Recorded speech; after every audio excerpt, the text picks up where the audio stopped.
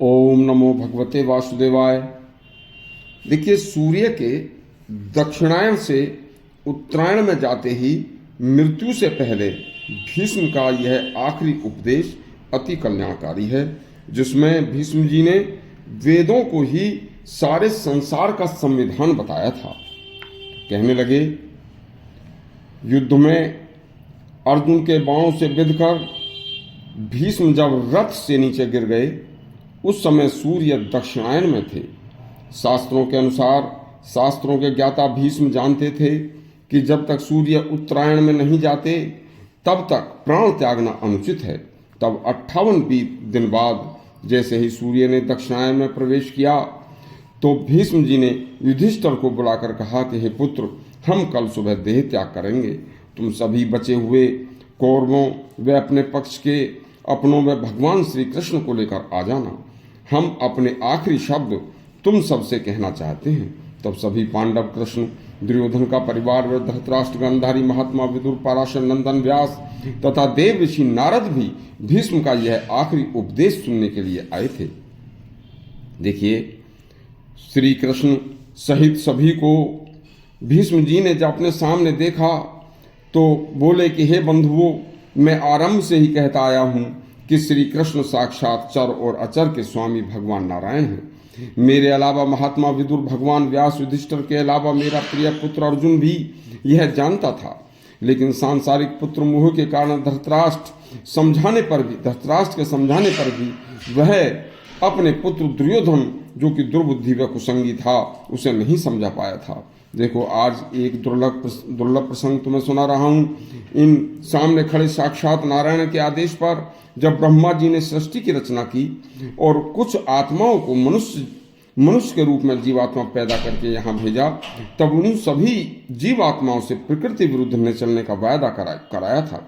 लेकिन पृथ्वी पर आकर मनुष्य रूप में उन जीवों ने तब ब्रह्मा जी व नारायण से आज्ञा लेकर जो जीव आत्मा वो अपना वायदा करके आए थे उसे भूल गए और जीवात्माओं को फिर उनके विरुद्ध वे चलने लगे। तो उन जीवात्माओं को फिर उन्होंने क्या किया कि अनेक जीवात्माओं को पशु, पक्षी, कीड़े मकोड़े, कुत्ते, शार, सिंह आदि योनियों में जाकर कष्ट भोगने के लिए अलग से पैदा किया।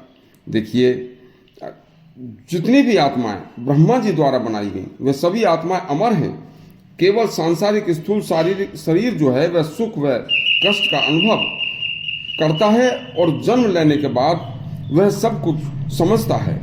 स्थूल शरीर त्यागने के बाद जो जीवात्मा अमर है उसे, उस जीवात्मा को शरीर त्यागने के बाद भी सुख दुख का एहसास होता है।